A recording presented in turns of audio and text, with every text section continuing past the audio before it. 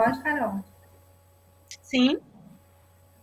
Boa tarde a todos. Estamos dando início à 7ª live do Labomar, que é um projeto que é semanal. Eu sou a Graça Coelho, sou bioquímica e faço parte de um dos laboratórios do Labomar, que é o CDCAM. Quero agradecer aos organizadores pelo convite e por esse espaço de divulgação de temas atuais e relevantes, né? Tanto das ciências ambientais como das ciências do mar. E é com prazer que temos hoje como palestrante a professora Caroline Vieira Feitosa, professora graduada em Engenharia de Pesca pela Universidade Federal do Ceará, mestrado e doutorado pela Universidade Federal de Pernambuco, com a concentração em oceanografia biológica. Atualmente, ela é professora associada do Labomar, docente do curso de oceanografia e também das pós-graduações das Ciências Marinhas Tropicais e da Engenharia de Pesca. A professora coordena o Laboratório de Dinâmica Populacional e Ecologia de Peixes Marinhos, o DIPEMAR, e o palestrante também tem experiência no estudo de ecossistemas recifais desde 2000. O tema da live de hoje é os recifes e a pesca, a exploração em um frágil ecossistema.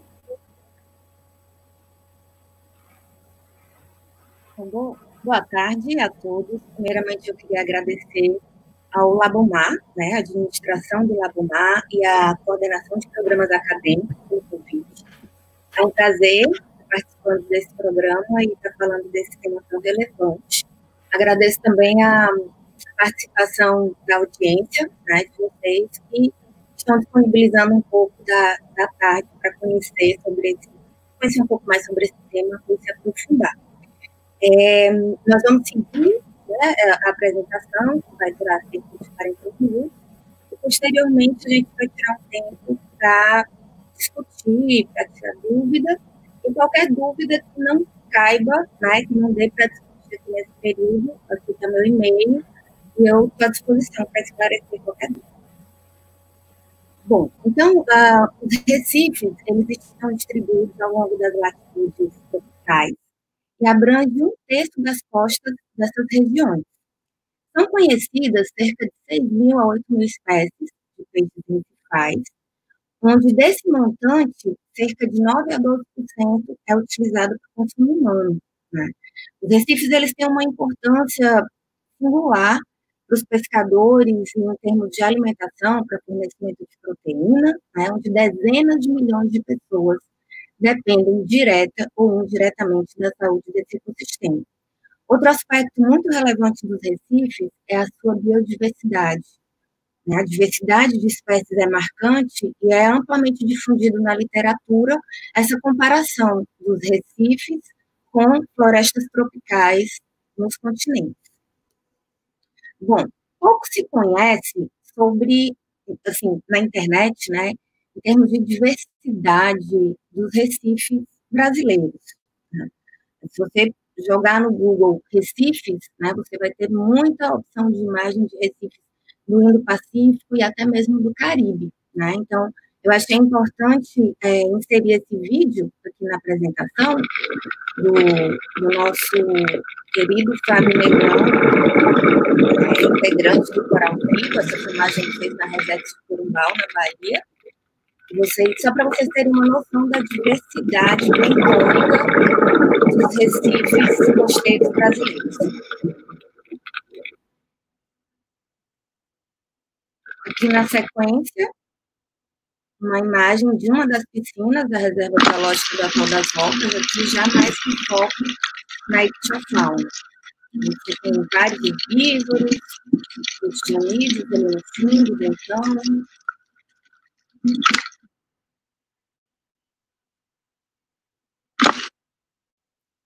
Os recifes, eles têm diversos usos, né? O mais óbvio é a pesca, aqui ilustrado, mas também muitas espécies são removidas para a indústria aquariofilista, desculpa.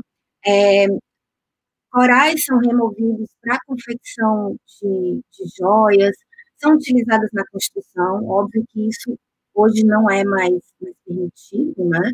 Mas ainda assim é possível de ocorrer em alguns locais com fiscalização mais restrita, né? Além disso, sustenta a indústria do ecoturismo, né, do turismo subaquático, que rende cifras milionárias para algumas regiões do mundo que detêm ecossistemas recifais saudáveis.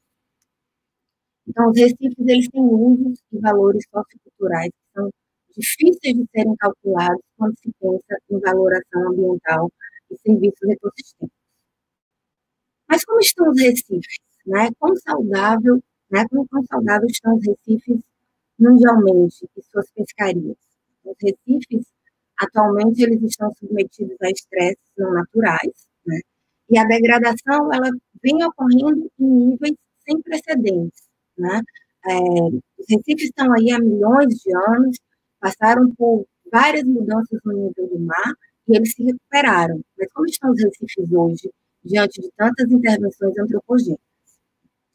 Dentre os principais impactos, a poluição por resíduo sólido, né, basicamente plástico, a contaminação por desastres oriundos da extração de petróleo, atividades que ocorrem no continente que culminam no desmatamento, supressão de mata ciliar e, consequentemente, vai gerar um aporte sedimentar que vai impactar as zonas costeiras, o turismo marinho, né, desordenado, e práticas de pesca destrutivas aqui, ilustrado como a pesca com dinamite. E numa escala macro, né, mudanças climáticas globais, as doenças dos corais e espécies invasoras. Aqui são exemplos, né, de estressores ambientais que impactam os recifes. 60% dos recifes eles estão em alto ou médio risco, né, de degradação. E, globalmente, a incidência do branqueamento dos corais, as doenças, mortalidade maciça, foi máxima nas últimas décadas do século XX, e as taxas de recuperação parecem ter diminuído. Isso nos recifes, digamos, mais centrais. Né? Digamos que os recifes que ocorrem no Brasil, talvez podemos falar em resiliência, né? São ditos recifes marginais, porque eles estão em situações extremas para sua ocorrência, né? Então, assim, o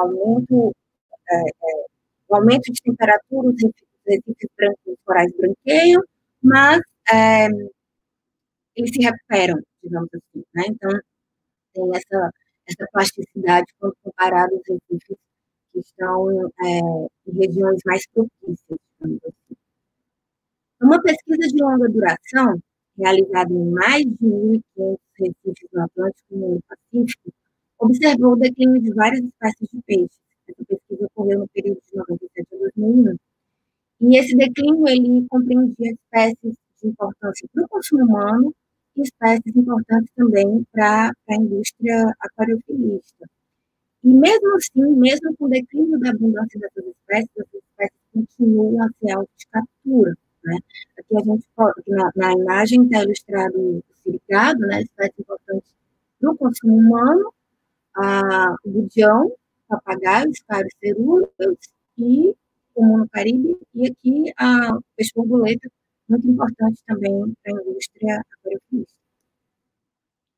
Então, a pesca, ela interfere na saúde recifal, interfere de forma direta e indireta. Direta pela remoção direta do recurso pesqueiro, bem como o impacto que aquele petrecho pode causar no ecossistema. Indiretamente, porque as espécies não alvo, elas também são capturadas. Elas também têm suas abundâncias reduzidas, que é o que a gente chama de captura acessória, fauna acompanhante ou bycatch.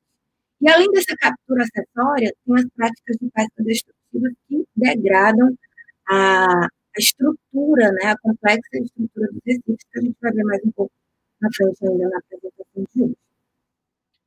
Então, os recifes que estão submetidos a algum regime de gestão, na geral, né, de forma geral, foram utilizadas abordagens que foram desenvolvidas para regiões de latitudes superiores, né, em regiões temperadas.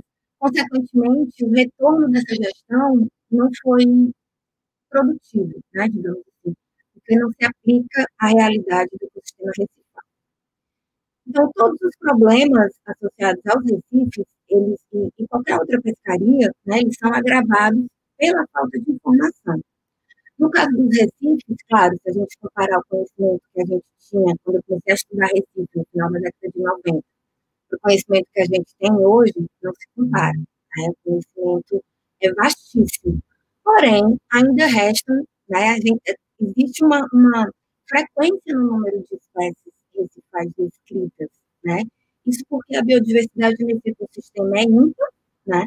E existem hábitats que estão fora do alcance dos métodos convencionais de coleta.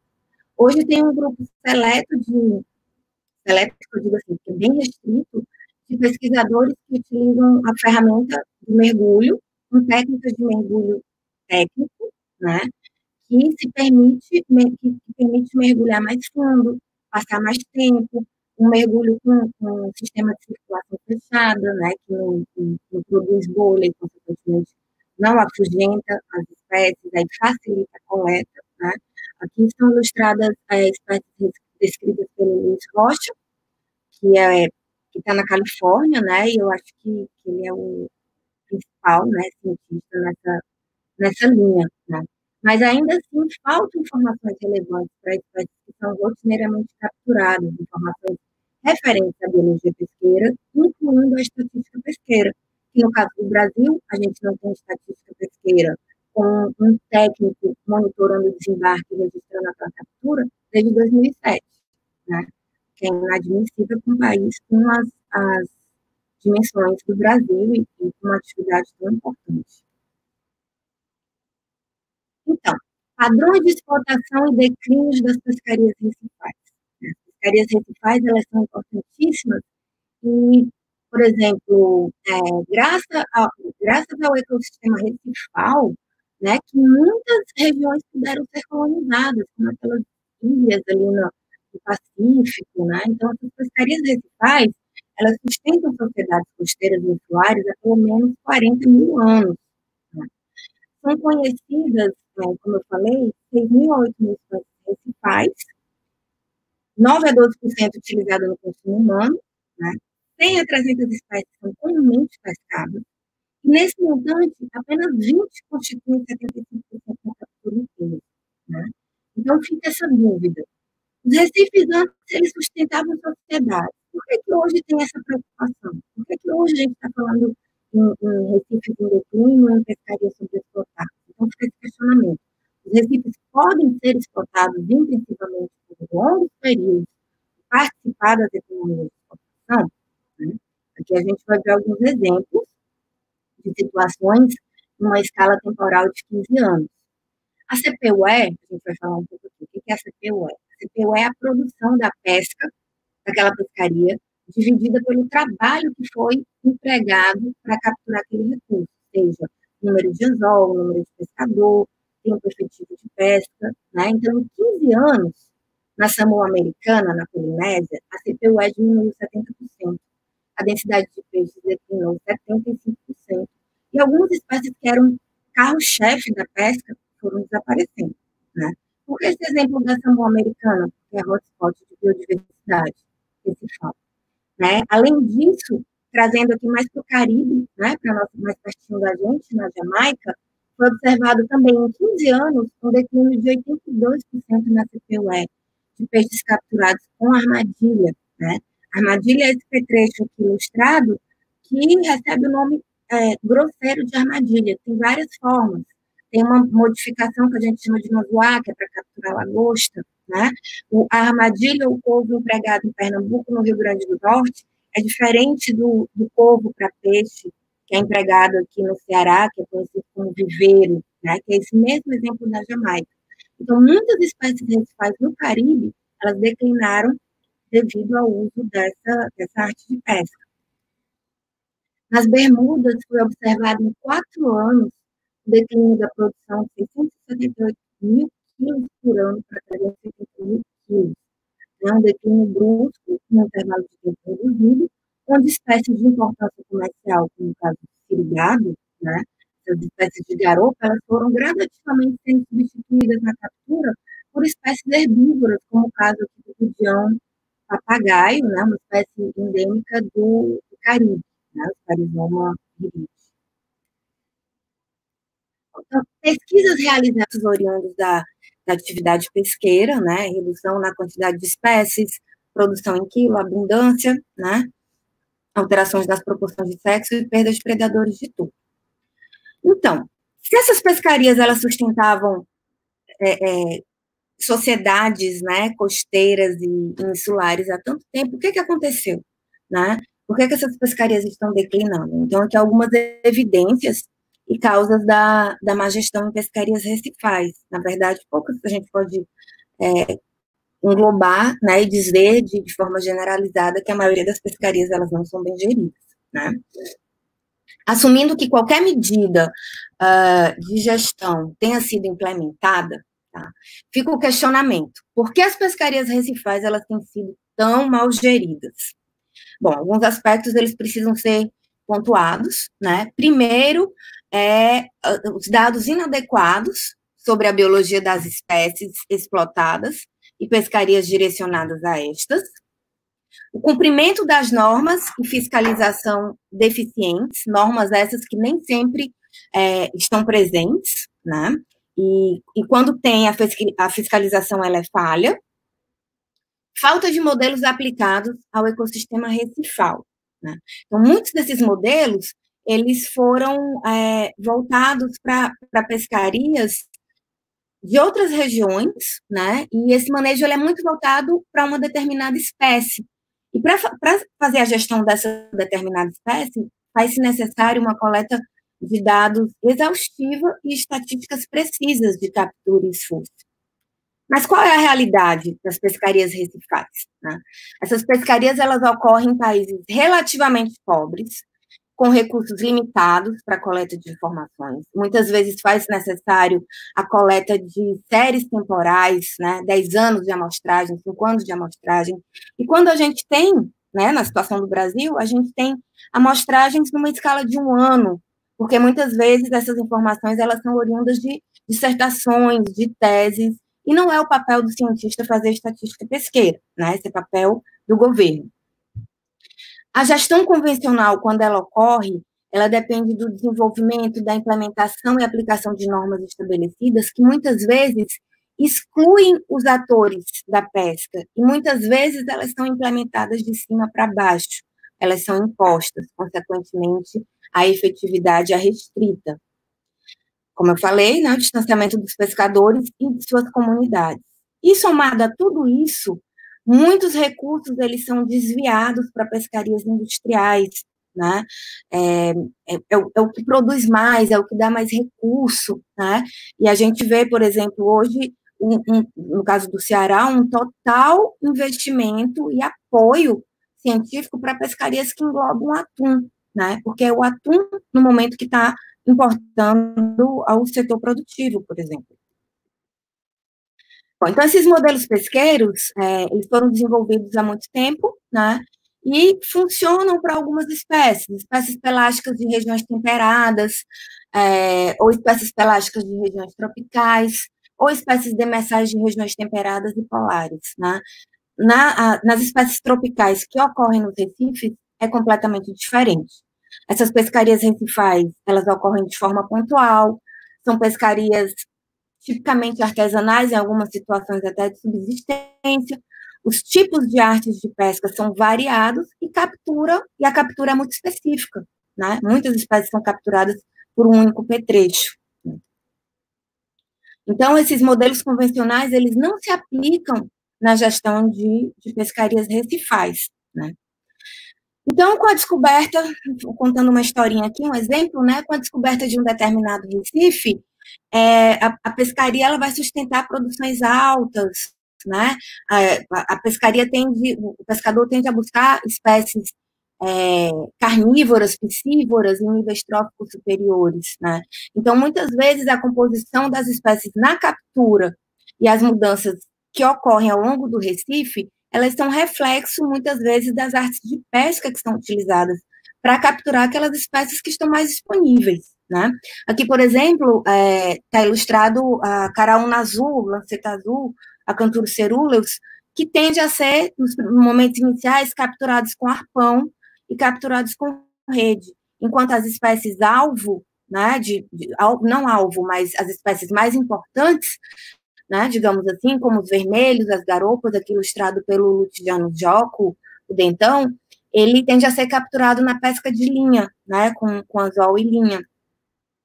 E aí, com o desenvolvimento dessa pescaria, vão sendo observadas diminuições nas capturas, no tamanho dos indivíduos, na biomassa, riqueza de espécies, os grupos-alvo também diminuem, né? E aí, cada vez mais, as espécies de grande porte, alvo para pescaria, elas vão se tornando raras. E aí é quando o pescador começa a utilizar a rede. Mas como assim utilizar a rede nos recifes, né? Não é arrasto. Os nossos recifes, a gente tem vários recifes em manchas, né? Conhecido na literatura inglesa como patch reefs. Então, é possível você circundar esses cabeços, né? Essas manchas de recifes com rede, e a partir daí, por meio de mergulho com bicheiro, com arpão, os peixes vão sendo espantados, e à medida que vão saindo de suas locas, eles ficam emaranhados nas redes. Então, esse padrão de sobrepesca, ele é comum e ele é cíclico no Recife, e ele ocorre independente dos avanços tecnológicos, né? E qual o problema, né? O que faz com que ocorra essa sobrepesca? Uma das principais razões é a própria biologia de muitos peixes recifais, que os tornam vulneráveis à sobreexplotação. Aqui ilustrado o comportamento de agregação reprodutiva para fins, né, como eu já falei, para fins de reprodução. Então, eles utilizam esse mecanismo para ter um sucesso de fertilização, mas, consequentemente, eles acabam ficando muito vulneráveis à captura, né? E quando eles são capturados dessa forma, o rendimento da pescaria é considerável. Aqui um exemplo de uma agregação reprodutiva, da garopa nasal. Eu acho que é a agregação reprodutiva mais documentada, mais estudada. São agregações que abrangem cerca de 100 mil exemplares, né? Os pescadores conhecem essas agregações, eles conhecem onde elas ocorrem, eles conhecem quando ocorrem, né? E esses pescadores, eles capitalizaram e dizimaram essas pescarias. Só para vocês terem uma ideia, em Honduras, 2 pescadores, em 2 semanas, eles conseguiram pescar cerca de 17 mil quilos de garopa, né? Nas Ilhas Virgens, no Caribe, as agregações declinaram de 100 mil peixes para 13 exemplares, né? Nas Bermudas, um declínio de 33 vezes na produção em 9 anos, né? Então, isso reflete, por exemplo, uma situação de má gestão, porque esse tipo de pescaria ele não pode ser permitido. E no Brasil? Né? No Brasil, tem sido utilizado o conhecimento do pescador para aplicar na captura dessas agregações reprodutivas. Então, já se sabe onde elas ocorrem e quando elas ocorrem para algumas espécies, né? Mas o conhecimento ainda está muito restrito, né? Ainda não se sabe de outras espécies que são importantes também para o consumo humano, se elas realizam essas agregações ou não. Bom, então, por que os recifes e os seus peixes são tão vulneráveis? Né? Quando você mergulha num recife pristino, num recife pouco explotado, né, a diversidade, a quantidade de peixes é algo muito impressionante, o colorido é muito impressionante, né, e a diversidade de formas também. Essa diversidade, essa abundância, ela é reflexo de espécies que têm um longo ciclo de vida, né? Mas isso tem um efeito que nem sempre é benéfico, né? Como resultado, os recifes, diante de um impacto, eles mudam rapidamente, né? E, consequentemente, eles também se recuperam lentamente. Essa recuperação, quem vai ditar se a recuperação é mais rápida ou não, é o grau de distúrbio, né? Então, se é um recife que está muito impactado, que várias espécies desapareceram, né? Não necessariamente extintas, mas desapareceram dali, esse recife vai se recuperar mais lentamente. Além disso, a história de vida dessas espécies, as suas características do ciclo de vida e as interações ecológicas faz com que essas espécies fiquem pouco adaptadas à exploração. Então, quais são os aspectos da pesca e da biologia das espécies que contribuem para esse padrão de sobrepesca, que culmina nessa sobrepesca aparentemente tão comum, né?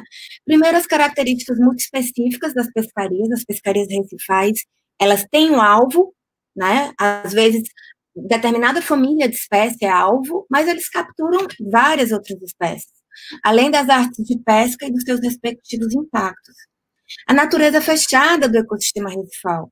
se aquele recife está disponível para receber larvas de outro recife, se aquelas larvas conseguem assentar e colonizar aquele recife, como está a produção naquele recife. Então, todos são fatores que precisam ser considerados. Como eu falei, traços da história de vida dessas espécies, teias alimentares extremamente complexas e a socioeconomia dessas pescarias recifais. Então, em se tratando dessas características muito específicas, como é o comportamento do pescador, né? Em pescarias recifais, é economicamente vantajoso continuar pescando, mesmo após o esgotamento das espécies que são altamente valorizadas. Isso porque tem as espécies preferidas nos recifes, mas tem aquelas espécies que são aceitáveis, né? Então, o pescador ele vai para o mar buscando capturar cioba, ariacó e dentão, por exemplo, mas se ele não encontrar, ele pode trazer uma salema, ele traz uma cambuba, e aquelas espécies, claro, né, no desembarque elas vão ser vendidas por um preço mais baixo do que as espécies-alvo, mas ainda assim, né, eles conseguem vender essa produção. Então, a gente pode afirmar que as espécies comuns dos recifes, elas causam a sobrepesca das incomuns. Na verdade, essas incomuns são incomuns porque provavelmente elas já declinaram, né? E a sobrepesca econômica transforma-se em biológica. Por que sobrepesca econômica? Porque chega um determinado momento que o retorno daquela pescaria é similar ao gasto, né, que o armador, o dono daquela embarcação emprega para aquela embarcação ir para o mar com aquela tripulação. Então, eles cada vez mais eles tentam capturar mais para tentar melhorar os rendimentos. Então, consequentemente, isso vai culminar na sobrepesca biológica de alguma espécie, né? E, somado a isso, grandes predadores eles são suscetíveis a uma variedade de artes, incluindo a pesca de linha, como é o caso das garoupas, que são espécies que têm um ciclo vital tão extenso, né, e, consequentemente, elas maturam tardiamente, elas crescem muito, e elas recrutam para a pesca muito cedo, né, elas são capturadas na pesca de linha muito jovens, né, e, consequentemente, isso vai gerar uma sobrepesca biológica. Outro aspecto importante a considerar é que muitas espécies, elas dependem da saúde do recife, né? Então, elas dependem de organismos vivos que compõem a estrutura tridimensional do recife, como, por exemplo, algas calcárias, macroalgas, esponjas, coral pétreo, né, que é um dos principais construtores. Então, a abundância e a diversidade de peixes, elas são positivamente correlacionadas com a complexidade do fundo, com a complexidade topográfica daquele recife. E aí, quando se emprega práticas de pesca destrutivas, como o uso de explosivos, produtos químicos, redes, né, essa estrutura ela vai sendo fragmentada, ela vai sendo destruída aos poucos, né? Então, qual é a resposta? Os peixes passam a se reproduzir mais cedo, os peixes removidos eles são substituídos por recrutamento e, consequentemente, colonização daquele recife, mas os recifes danificados, por mais que venham alguns recrutos de recifes saudáveis e venham a recrutar naquele recife danificado, aquele recife impactado ele oferece poucos lugares para os recém-assentantes sobreviverem. Então, além da perda de hábitat, né, a pesca destrutiva ela mata muitas espécies não alvo, né, ela interfere nas interações interespecíficas, afeta a saúde humana e é uma catástrofe com consequências duradouras, né? Tem recifes que passaram 100 anos para se recuperar depois que eles foram impactados por práticas de pesca com explosivos, né? Aqui do lado esquerdo, a utilização da rotenona, um ictiotóxico feito à base de plantas, né, mata tudo, né. Aqui no meio, captura com cianeto, né, essa captura é utilizada para peixes de aquário e, pasmem, também para peixes para o consumo humano, principalmente naqueles países, para exportar para aqueles países que têm o hábito de ir no restaurante e escolher aquele exemplar vivo, né, ele é sacrificado na hora. E aqui à direita, a pesca com dinamite, explosão. Pesca com armadilha, né, manzoal, polvo, viveiro e pesca de rede, porque normalmente essas duas artes de pesca elas são muito comuns, são muito empregadas, em determinadas situações, como, por exemplo, de corrente mais forte, de vento intenso, elas tendem a se perder. O pescador não consegue coletar novamente essa arte de pesca e ela fica pescando ali de forma passiva, né? Ela só vai deixar de pescar se ela for encontrada e removida do oceano ou se ela for destruída com o tempo, né? Então, é o que a gente chama de pesca fantasma. Aqui um exemplo, né, de peixes vivos em aquários em Hong Kong para o consumo. Bom, então, as histórias de vida, processos ecossistêmicos e sustentabilidade. Qual o problema dos peixes recifais? Então, né? Então, a maioria dos peixes recifais ela é de grande porte, como eu falei, tem um ciclo de vida longo, são espécies sedentárias e são espécies que dependem dos recursos do Recife. Né? Muitas espécies ficam com a mobilidade muito restrita, algo em torno de 0,1 quilômetros. Né?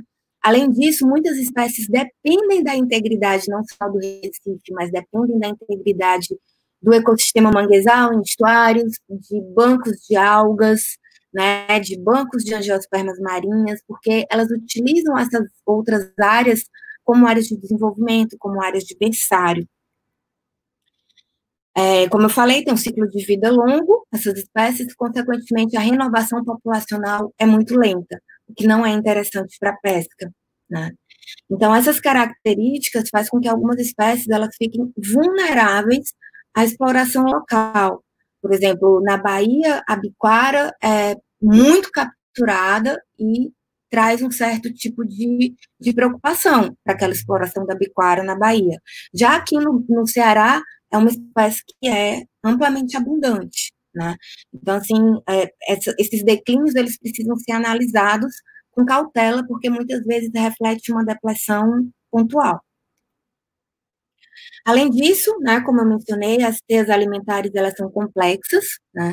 A entrada de nutrientes é limitada, as espécies que são alvo para pesca são espécies em níveis tróficos muito distantes dos produtores, né? São espécies piscívoras na maioria das vezes, e o que é muito, a gente sabe, né, que a gente estudou no segundo grau, quem está aqui na graduação, nas áreas afins da oceanografia, da biologia marinha, sabe-se que a transferência de energia nesses níveis tróficos, em qualquer cadeia alimentar, ela é ineficiente, e não é diferente na teia alimentar nos recifes, onde cerca de menos de 1% da produtividade primária bruta ela é utilizada para o consumo humano. Né?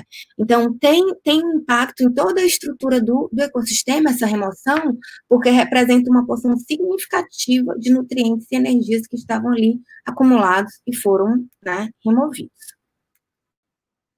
Então, evidências sugerem que os recifes, eles conseguem reter, eles conseguem reciclar a matéria e energia, mas os recifes, eles são mal projetados para sustentar a exploração e remoção em excesso. Né? Então, assim, o que a gente observa em algumas regiões não é uma captura tipicamente artesanal, não é uma captura de subsistência, sim uma captura para fins de exportação. Né? Consequentemente, muitas espécies em grandes quantidades, elas são removidas desses recifes costeiros, né, e elas são exportadas, e o que é mais preocupante é porque a cultura difere para esses países, né, para esses recursos que são exportados. Então, por exemplo, é muito comum, a gente acompanhou isso no Rio Grande do Norte, muitas espécies recifais sendo exportadas para a América do Norte e para a Europa, onde não tem o hábito de se comer peixe imposta, eles comem o peixe inteiro no prato, o peixe tem que caber num prato, né? O prato é servido pronto, consequentemente, muitas espécies são capturadas quando jovens, né? Porque atinge aquele tamanho ideal, que é o que o exportador quer, né? Então, os peixes recifais, eles não sustentam esse tipo de exploração. Eu vou pontuar os efeitos das atividades humanas, além da pesca, são muitos, né? E aqui eu escolhi dois, que é basicamente a poluição por fonte difusa, né, no ecossistema terrestre e alterações na teia alimentar. Então, a teia alimentar é extremamente complexa, como eu mencionei, mas ela está em equilíbrio com pressão dos predadores quanto produção dos produtores. Então, tá balanceado os efeitos bottom-up e os efeitos top-down, né? E aí, quando ocorre a pesca excessiva, o que é muito comum de ocorrer, independente do nível trófico que está sendo removido na pesca, é a proliferação de herbívoros. Herbívoros esses, algas e ouriços, né? Então, desestrutura toda essa teia alimentar. Então, as pesquisas realizadas, né, as pesquisas mais clássicas realizadas nesse âmbito, demonstram que as pescarias recifais, elas tendem a ser insustentáveis, porque a abundância das espécies predadoras e a complexidade da teia alimentar já insere essas espécies na sua capacidade máxima sustentável,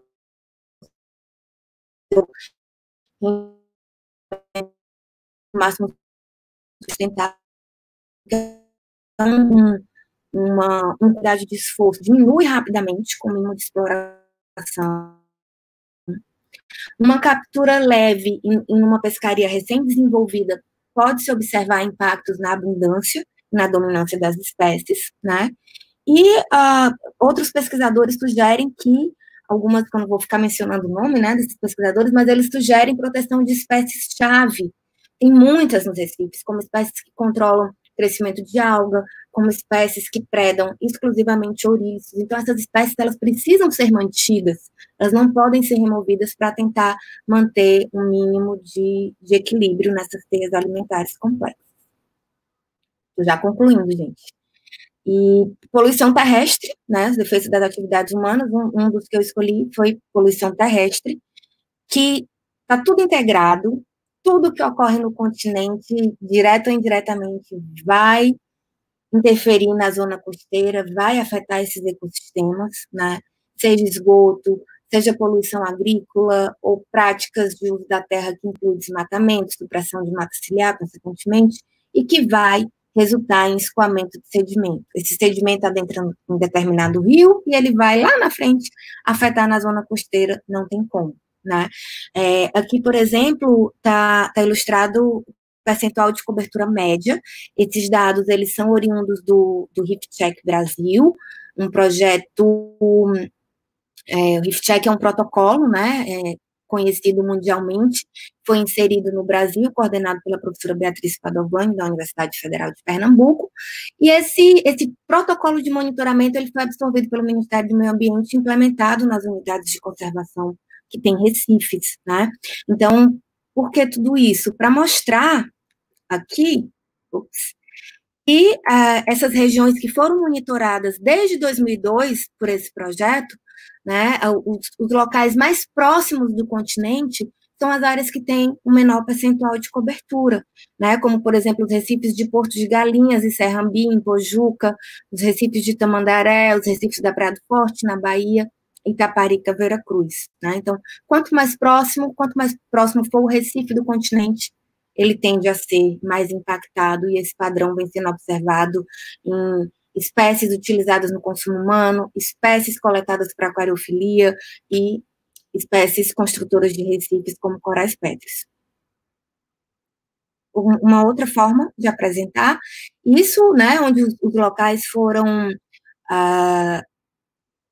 agrupados por distância da costa, né, como, por exemplo, o ponto A, que vocês observam uma similaridade, são os recifes de Tamandaré, litoral sul de Pernambuco, São José da Coroa Grande, litoral sul de Pernambuco, Itaparica, Bahia, são recifes que estão situados muito próximo da costa. Já os recifes de Maragogi, que estão a 3,5 km da costa, Maracajaú, 7 km, Porto Seguro também é bem distante, né, eles estão acima de 5 km, mas eles detêm percentual de cobertura similar aos recifes situados em regiões oceânicas, como a Atol das Rocas e Fernando de Noronha. A maior percentual de cobertura encontrada em recifes na plataforma mais distantes da costa, como é o caso da região dos Abrolhos, que é o hotspot de diversidade coralina do Brasil. Bom, e para concluir, mudanças climáticas, eu vou passar aqui por cima, porque eu acho que todo mundo, né, sabe dos efeitos, e aqui eu pontuei como a sobreexplotação final, né, como se não bastasse o impacto da pesca nos recifes, a gente ainda tem esses impactos globais, né, é extremamente impactante para o Recife, porque quebra a simbiose do coral com a algas ou xantela, né, onde essas algas, elas são perdidas e elas são responsáveis pela nutrição dos corais pétreos, né, e dependendo da extensão e da magnitude do evento de temperatura, né, de variação de temperatura, esses corais vêm a morrer, né, e aí vai se fragmentando, vai reduzindo a complexidade, e se fala muito numa mudança de estado, né, de recifes dominados por algas, né, ao invés de corais, mas vale pontuar aqui, é normal, né, os recifes brasileiros, eles têm um baixo percentual de cobertura de coral. E aqui só a título de ilustração, né, as 3 imagens de cima, uma colônia do coral Siderastré, um coral pétreo, saudável, no B um coral branqueado, C um coral doente, no D uma montástrea, é uma colônia saudável de montástrea cavernosa, na figura do meio é uma colônia morta, colonizada por coral mole, zoantídeo, e no F uma colônia parcialmente morta, já com alga filamentosa crescendo sobre a estrutura exposta. E aí, né, quais são os caminhos, né, diante dessa situação, quais são os caminhos para sustentabilidade, né? Então, quando a gente fala em gestão de uma pescaria, ou recuperação de uma pescaria, é importante que tenha sido estabelecido quais são os estressores, né? O que está fazendo com que aquela pescaria decline? E, a partir daí, só a partir da redução dos estressores, aqui no caso exemplifiquei com práticas de pesca destrutivas, que se pode pensar em gestão e recuperação pesqueira. Ao mesmo tempo que algumas espécies recifais têm características que as tornam vulneráveis, elas também são fáceis de serem ingeridas, né? Relativamente fáceis, né? O caso do padrão de reprodução de agregação reprodutiva. Se você tem um mapeamento, se você sabe onde e quando essas agregações ocorrem, é possível estabelecer defesos, né? Defesos espaciais, defesos temporais, e aí, claro, tem que fiscalizar a atividade, mas é possível, né? Somada a isso, a captura de predadores de topo pela pesca, né, essa predação humana, ela pode substituir a predação dos peixes em níveis tróficos inferiores, e isso, claro, se praticado de forma sustentável.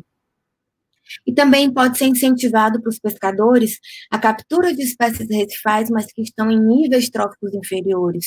Essas espécies de níveis tróficos inferiores, elas tendem a ter um ciclo de vida mais curto, consequentemente, elas se renovam mais rápido, né?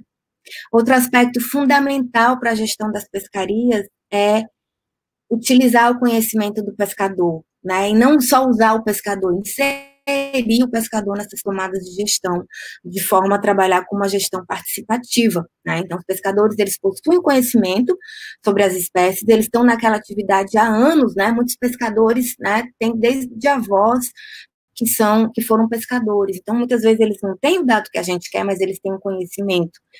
Isso foi importantíssimo no Brasil para o mapeamento das agregações reprodutivas, né? Então, quando esse conhecimento do pescador ele é combinado com a preocupação local com recurso, ele é inserido na política, né, de gestão, a gestão ela pode ser muito bem sucedida. O papel do pescador ele é primordial, né? Não se pode trabalhar com gestão com medidas do tipo top-down. Aspectos de tradição, né? Considerar controle local e implementação de práticas tradicionais de conservação, trabalhar com a consciência de que os recursos pesqueiros, né? Qualquer recurso pesqueiro, ele não tem produção infinita, né? É um recurso renovável, mas a sua natureza ela é finita, então isso precisa ser levado em consideração, porque dependendo da forma que ele é extraído, ele não vai se recuperar, não vai ter renovação, né? Então, é difícil trabalhar assim. Então, algumas ferramentas tradicionais, né, pode ser implementado acesso limitado a uma pescaria, como licenças de pesca, né, ou cotas, por exemplo, estabelecimento de áreas marinhas protegidas ou unidades de conservação, proibição temporal e espacial da pesca por meio de defesos, né, restrições sobre práticas de pesca destrutivas, que eu apresentei aqui, mas, assim, Elas são proibidas em quase todas as regiões, né? Mas a gente sabe que ainda ocorre, na Bahia ocorre, na Tanzânia ainda ocorre, Seychelles, né? Algumas regiões ainda, né, se observa esse tipo de prática de pesca. E outro fator importantíssimo é a infraestrutura eficiente de comercialização e transporte. Se os pescadores têm como escoar aquela produção, se os pescadores têm como capturar e vender um recurso pesqueiro fresco, né, eles conseguem agregar mais valor ao produto. Eles tendo um retorno, né, econômico maior para essa pescaria devido à qualidade do produto, eles vão pescar menos, né? Então, isso também é interessante. E para concluir, né, o estabelecimento de unidades de conservação, áreas marinhas protegidas, né, uma solução amplamente debatida, uma solução popular, né, uma solução atraente, porque você pode trabalhar com a gestão, ao mesmo tempo que você pode encorajar atividades de ecoturismo que rende lucros, né, para o setor, você pode trabalhar com uma recuperação recifal, você conserva a biodiversidade, aumenta a biomassa, desde que tenha um plano de manejo, desde que tenha um zoneamento, né? Então, existe essa possibilidade dessas áreas marinhas protegidas realmente serem efetivas, né? Aqui essa figura ilustra bem o papel de uma área marinha protegida, que ela tem diversos fins, né? Diversos objetivos, isso depende da forma que ela foi implementada, mas ela pode atuar, por exemplo, com a exportação de jovens, de ovos e larvas. Os jovens muitas vezes migram para outras áreas, porque dentro dos limites da unidade de conservação, a competição, ela fica muito alta, né, a competição por recurso, né, por alimento, por espaço, e às vezes eles tendem a migrar para áreas próximas, então, assim, é importantíssimo, porque essas áreas mais degradadas, elas tendem a ser colonizadas por esse produto, né, oriundo dessa área protegida da unidade de conservação, né. Essa pesquisa, esse resumão dessa pesquisa aqui que eu trouxe para vocês, ela compilou 118 artigos científicos, né, onde foi observado que metade deles detectou pontos positivos em relação ao bem-estar daquela comunidade, diretamente, né, associada àquela reserva extrativista, né, e isso demonstra a importância para a comunidade como um todo, né. Então, só um terço apresentou aspectos negativos. Agora, isso também deve ser observado, porque, por exemplo, a gente trabalha, eu trabalhei um tempo numa reserva extrativista aqui no Ceará, e que a comunidade não consegue perceber que ela poder largar a bicicleta dela num local e tomar um banho de mar e não ser assaltada, isso não é um benefício. Né, eles não conseguem ter essa visão, né, que é justamente um acesso mais restrito, uma comunidade tradicional, então tem esse fator de segurança que também é embutido e pode ser aqui considerado como um tipo de bem-estar. E concluindo, né, aqui exemplos também do RIFCheck, que traz essa comparação importantíssima entre unidades de conservação de proteção integral e de uso sustentável, aqui no Brasil, onde vocês podem observar a abundância, né, a quantidade de indivíduos por 100 metros quadrados e a quantidade em gramas, né, a biomassa em gramas por 100 metros quadrados. Aqui no Atol das Rocas, uma reserva biológica onde não é permitido visitação, onde não é permitido pesca, né, teoricamente, mas pesca às vezes é proibido, então vocês podem observar a abundância e a biomassa, né, que mais representativo de biomassa, porque realmente tem vermelhos bem grandes no Atol das Rocas, né, vocês podem ver também Porto Seguro, Arquipélago dos Abrolhos, né, que é um parque, então essas unidades de conservação de proteção integral, realmente mostrando ser efetivas, né, e aqui do lado direito vocês podem observar espécies de maior porte, né, garopas de maior porte, cirurgiões, budião papagaios, tira vermelhos, né, bem abundantes, bem abundantes, né, número de indivíduos por 100 metros quadrados, ao longo do Nordeste, em unidades de proteção integral. Leste é Bahia, né, o setor da Bahia, para essa divisão dos recifes, e Nordeste é o restante, né, Alagoas, Pernambuco, Rio Grande do Norte, e aí vocês podem observar realmente a efetividade dessas unidades de conservação no restabelecimento da estrutura populacional dessas espécies que são alvo da pesca. Então, essa pode ser uma ferramenta de gestão também para as pescarias recifais e que tem mostrado um alto poder de efetividade. Bom, era isso que eu tinha para apresentar para vocês. Deve ter passado um pouquinho do tempo, né? Mas estou à disposição. Obrigada. Obrigada, professora Carolina. Agora nós estamos abertos às perguntas, e tem aqui já uma pergunta do Joelton Bezerra. Ele disse: professora, qual a sua avaliação sobre o atual modelo de pesca de peixes ornamentais estabelecido pela normativa 10 de 2020, pelo MAPA? Bom, essa pescaria de peixes ornamentais, ela precisa ser gerida, né, de forma correta. Os peixes ornamentais, eles vêm sendo trabalhados com cotas de captura, né, o que eu conhecia. Joeliton, eu ainda não avaliei essa de 2020, né, mas ela foi, na de 2004, se eu não me engano, ela foi gerida da seguinte forma: foi estabelecido cota de captura por espécie por empresa, né, por ano, mas não se estabelece quantas empresas podem atuar nesse tipo de pesca, né? Essa pescaria ornamental, a gestão dela precisa ser muito, como é que eu posso explicar? Muito fiscalizada, né? Digamos assim, porque a extração é em grandes proporções de exemplares jovens, né? As experiências e os sucessos dessas pescarias de cultivo, né, de cultivo de espécies ornamentais, ela ainda é muito restrita, né, ela é muito incipiente. Mas eu confesso que eu ainda não vi nada da gestão de peixes ornamentais para 2020. Você me pegou.